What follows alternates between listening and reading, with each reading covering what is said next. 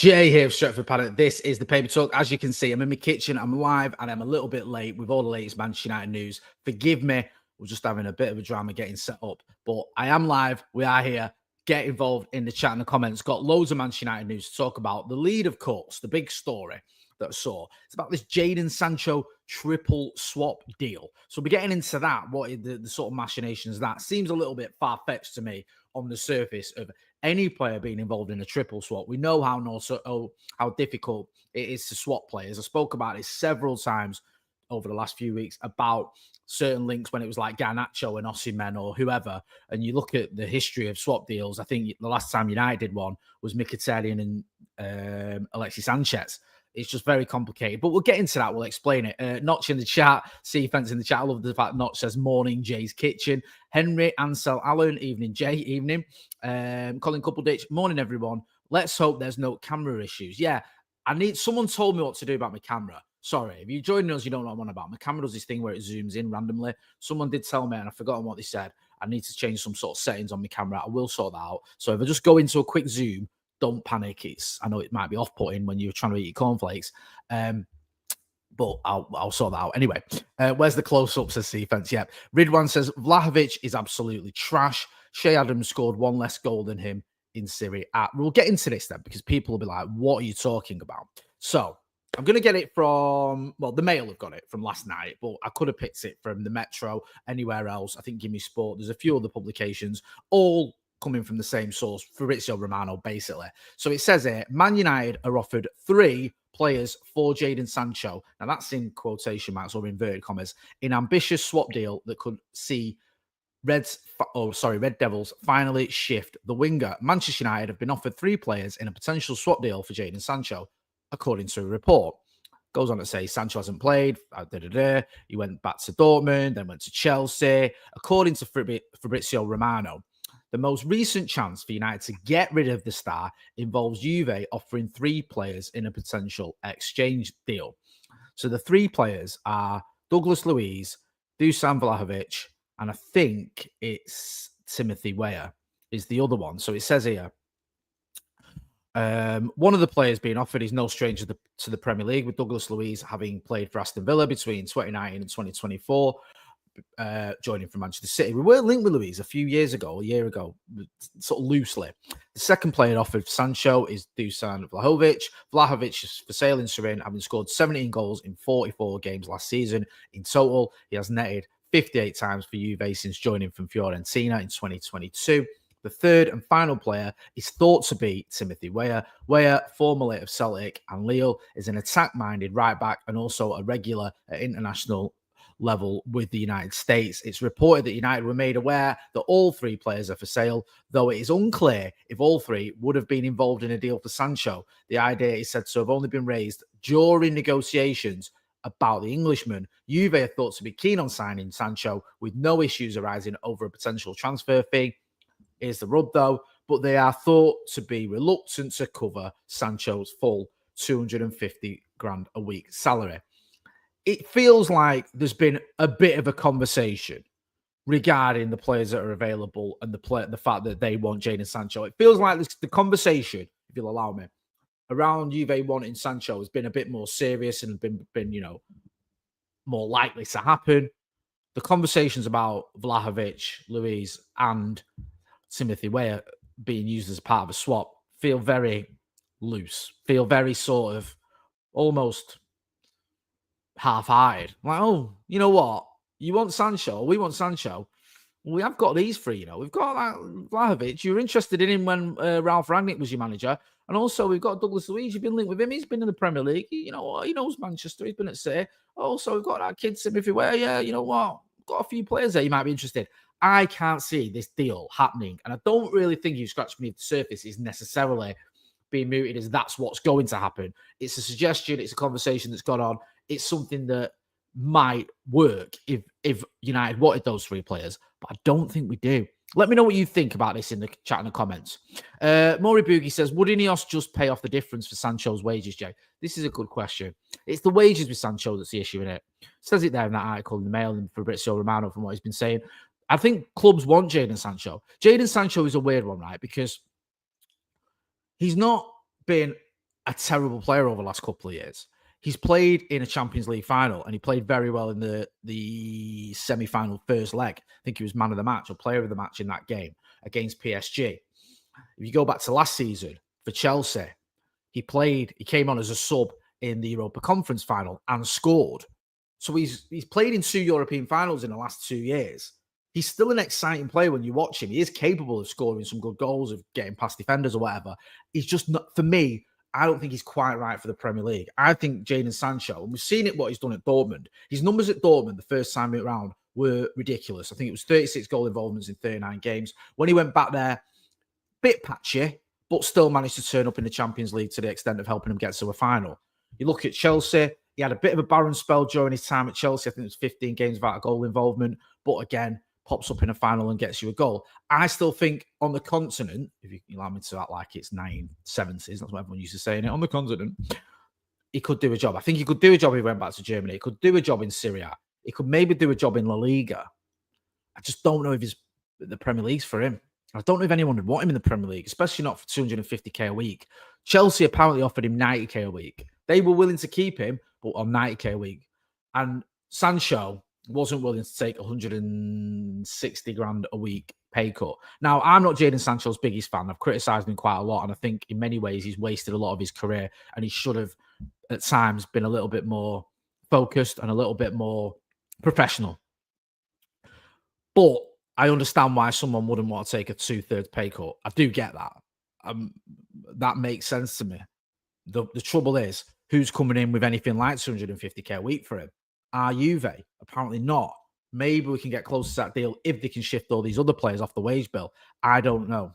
A lot of comments, a lot of criticism for Jadon Sancho. C-Fence says, not right for the Prem because he's lazy as a fork. Let me know what you think. Paul Ogden 27 says, use the money from Chelsea to pay off the wages. Tom Broad says, Douglas Luiz and 10 million for Sancho. Most of the 10 million goes as a kickback to Sancho to get him to leave. Unfortunately, we take a small PSR hit, but we get potentially very good CM with Prem experience. Tom Broad doing some working out there. It all makes sense. There is this sort of trail of thought in there that maybe Sancho will actually dig his heels in and say, you know what? I'll come back to Manchester United this season. Even if I'm not playing, I can have a season in the Resis. And at the end of that, I think his contract's up. He can leave on a free and get potentially big money on his wages because clubs aren't going to have to pay a transfer fee for him. Or if he doesn't get big money on his wages because no one will want to break the wage structure, he gets a big signing on fee because he hasn't had to pay a transfer fee. That is a trail of thought. I don't know if it's true. I hope it's not. And I hope Jadon Sancho has a little bit more self-awareness than that. This is a short career for footballers. We hear this all the time. Football career is only short. You've only got potentially 10 years at the very top level. Do you want to waste another season? He's wasted, for me, 2 of the last 3 seasons at United. There was a season where he first came. He did okay. In fits and starts, wasn't great. There was a season under Eric Ten Hag where he went away for 3 months. We're not sure whether it was mentally to get well or whether it's physically. Whatever the reason, he didn't feature a lot that season. So it was almost a wasted season. Then he had the season where he went to Dortmund and obviously got to a Champions League final last season at Chelsea. So 2 out of the last 4 seasons, you could say he hadn't really done out. He's kind of wasted them. And this is a player that you look at his peers. You look at Erling Haaland and Jude Bellingham. It was Erling Haaland, Jude Bellingham, and Jadon Sancho, the 3 players from Dortmund that everyone raved about. Those were their sort of version of the Holy Trinity, the triumvirate. Players that were exciting, young, got goals, went past defenders. Dare I say, people would use the word generational about them. Bellingham, obviously, gone on to Real Madrid, won a Champions League, absolutely smashed it. I know they had a bit of a difficult one last season, but Jude Bellingham is one of the biggest stars in world football. And I don't think anyone could argue that he's not had a successful career since he left Dortmund. Erling Haaland, pains me to say, has been very successful since he left Dortmund. Obviously won a Champions League, won a Premier League, or won a couple of, I think is it 1 or 2 Premier Leagues? I forget. He's won trophies anyway. Jadon Sancho, what's he won? Not much. And you might argue, well, he came to United and United were a shambles and United have struggled. But what's he done? What's he done in his loan moves? He's done quite well in certain aspects, but he hasn't set the world alight. So I just think it's a shame, and I think he'll regret it if he does stay. but there could be something happening. Santa Notch says Sancho is one of those who doesn't give a toss. I've edited it about their career while they're on this pay dirt contract. Maybe feels a little bit like that. Glenn F in the chat. Why so serious? Says David literally signed for Juve. Ed says big up Eccles greatest export. Thank you. Hey, never mind you Benedict Wongs. Thanks for that shout out. James McGrogan says have to loan out Collyer or get rid to make room for Douglas Luiz. Yeah, it'll be interesting to see what happens with Toby Collyer. I like Collyer, but I think we don't know, do we? He's only, 2021. Had a difficult season last season. His first season came into the side and was it Liverpool with 2-0 down and he's brought on for Casemiro. Talk about a baptism of fire. But we saw some good performances from Collyer. I think it was at the Emirates he put in a particularly good showing. But then he got injured, and he got injured at a time when he was probably going to get minutes. So it was really frustrating for him. Still very young. I don't know what's going to happen with Toby Collyer. I wouldn't like to predict. I wouldn't like to say he's definitely going to make it at United. He's definitely going to be a starter over the next few years. I wouldn't like to say he's definitely not. I just don't know. I haven't seen enough of him. He's got a lot of energy. Gets around the pitch a lot. Shows a certain maturity as well. Does he have the sort of attributes that you need? Is he good enough at certain things? Is his passing good enough? Is his carrying the ball good enough? Is his tackling good enough to fit into a Ruben Amorim system? How does he fit into a system? Can he be the legs for someone like a Casemiro or a Kobbie Mainoo? Could that work moving forward over the next few years? Let me know what you think. It's a good question, that. Good point. So there's a story here in the Express. I think this is from yesterday, but it's been updated. Yeah, it's just talking. Do you know what this is? I'm going to use this as a sort of springboard to talk about the wider discussion. Bryan Mbeumo deal close is basically what the article is saying. How many times have we heard this over the last 2 weeks? Bryan Mbeumo deal close. That's what we keep hearing. The clubs are negotiating. They're almost there. The fees, what Brentford wants 65 million. United are offering 62.5 million or up to 62.5 million. There's a little bit of negotiations to carry on, but hopefully, Bryan Mbeumo should be over the line sooner rather than later. We'll just have to wait and see what happens with this one. I'm waiting for the Here We Go or the Ornstein exclusive or the, God forbid, the deal off. It should happen, but who knows with these deals? Let me know what you think. Let me know what you think about the Bryan Mbeumo deal. Let me know what you think about the Jadon Sancho deal. Let me know what you think about Ekitike. Because there's a few people chatting about Hugo Ekitike. Again, that's one where we've been linked. I've seen a couple of articles. I think there was one in the Mirror not long ago, one in the Evening News, linking in with Manchester United, but nothing concrete. Again, I mean, there was a story in, I think it was one of the Liverpool papers saying linking in with Liverpool. Also, Arsenal have been linked with Hugo Ekitike. Everyone's being linked with him. 84 million quid, though, I think was the numbers being mentioned. United aren't going to pay, 84 million pound for Hugo Ekitike. Now, one of the reasons I think people were looking at this deal as being workable was the fact that you could potentially get him from Frankfurt, I think, where you pay 20 million a year or 21 million a year or whatever over 4 years. So some people were saying that could work. That might be something where Manchester United look at it and go, okay, we can stagger these payments. Is it worth bringing him in? Also, he's a young player. He might kick on. He might get a little bit better. Maybe if it doesn't work out, you still get some money back. I just don't think this deal makes sense to me. I don't know. Let me know what you think. Chris Griffith says, Hugo Ekitike sounds good with a Manc accent, but I don't rate him, even though he's still a kid. Paul Ogden, 27, says, Mbeumo is a red herring. We are bringing Elanga back. Gazaroo says, all the transfer talk, sorry, I just lost you there, Gazaroo, just frustrates me as most of it's just made up rubbish.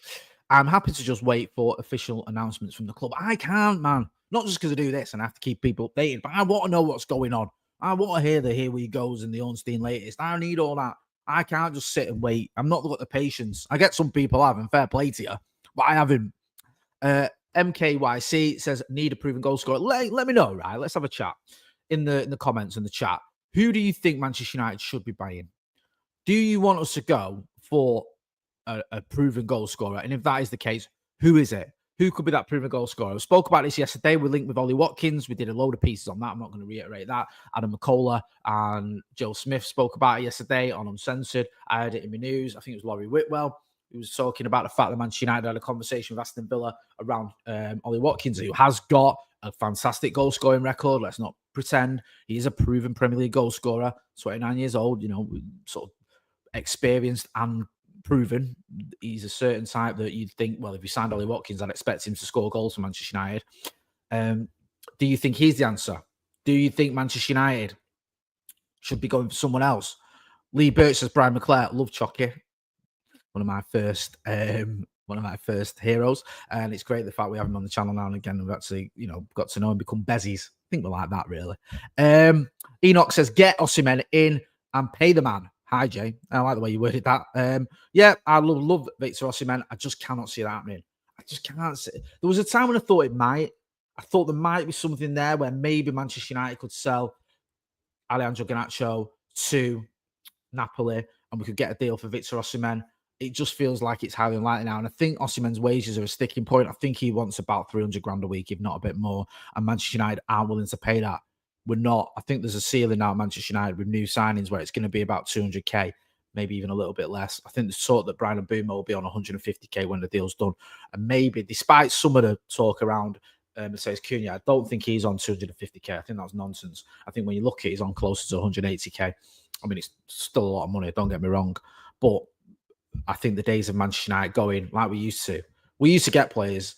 And if there was a time when Alexis Sanchez looked like he was going to go to City, United was just like, well, we'll just pay you what you want.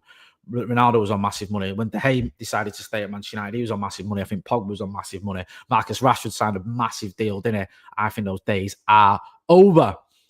Steve Harrowing Photography. Is that the name of your business? Or is that the kind of photography you do? Is it Harrowing Photography? Let me know.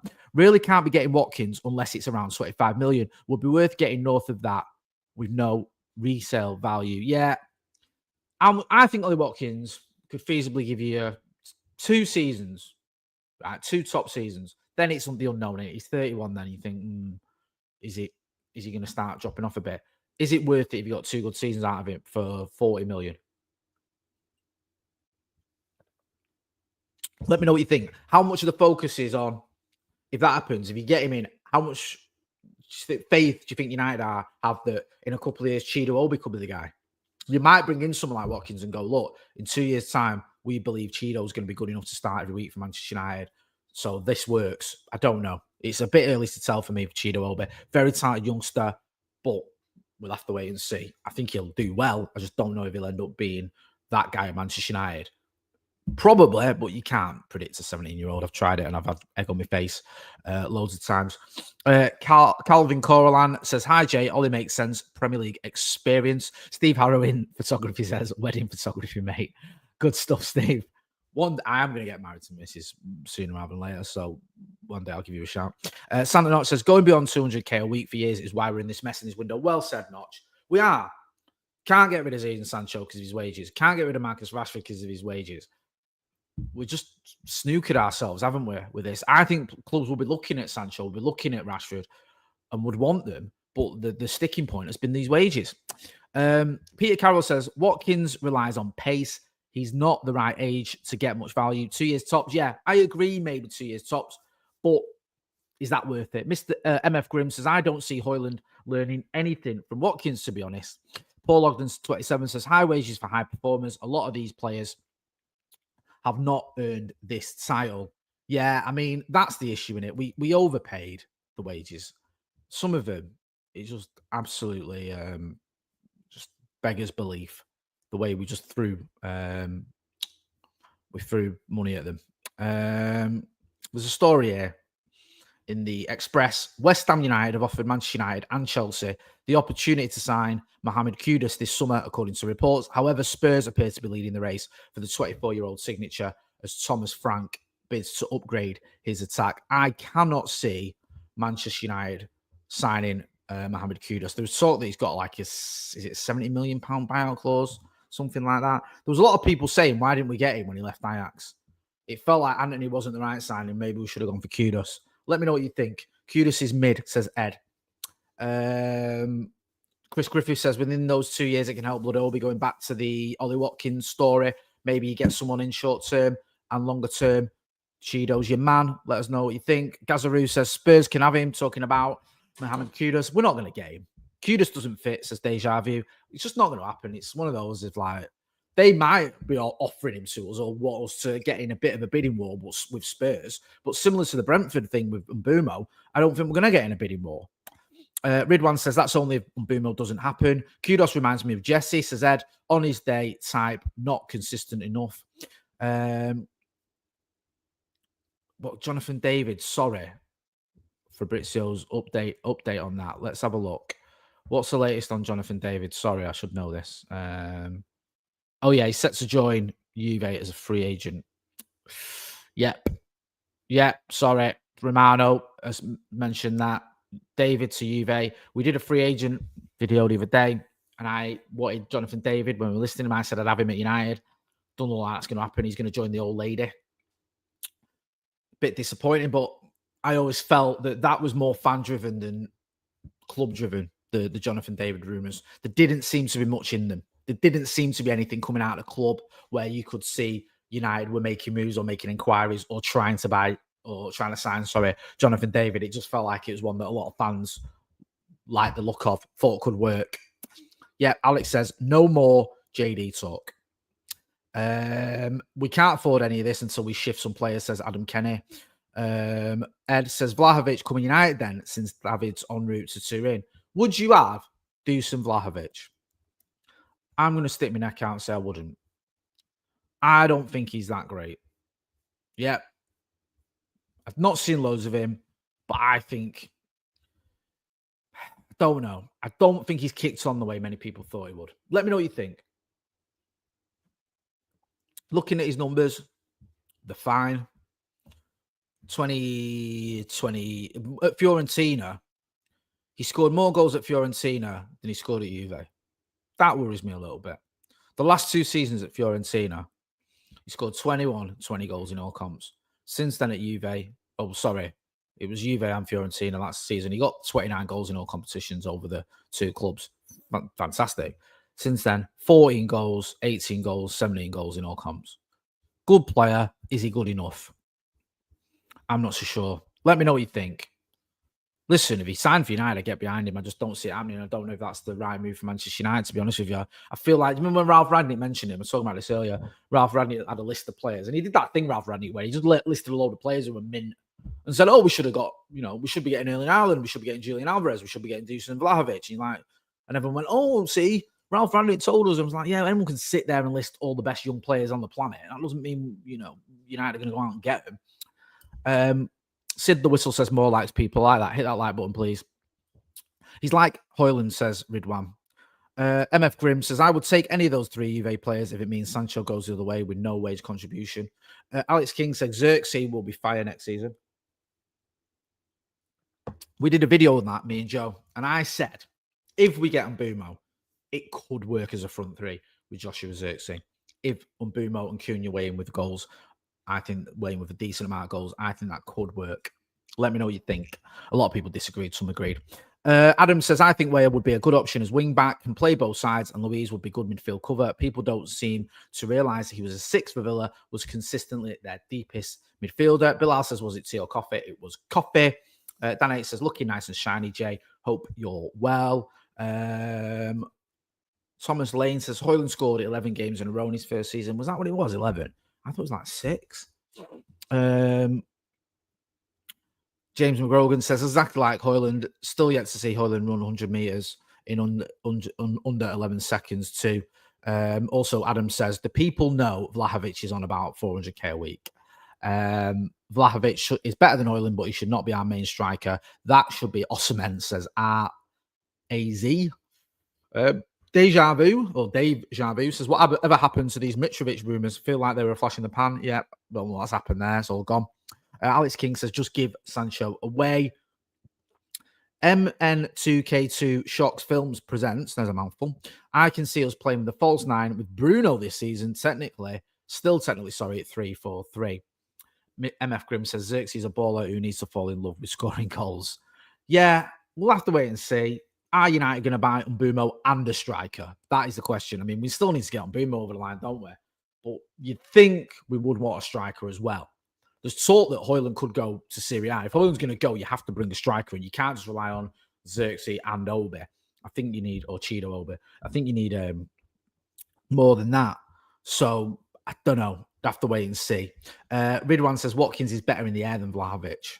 Did we get enough crosses in the air? Maybe we can work on that. Maybe with Dorgu and maybe Ahmad going to right wing back. We can sort that out. Listen, I'm going to leave it there. Thank you to everyone who's got involved in the chat and the comments. Going to be back later on. We've got Matt Critchley from The Athletic joining us in the studio. Then later on tonight, you can have me and Joe for Transfers Live. Yes, that's how long I am on the channel today, man. Working hard, don't you worry about that.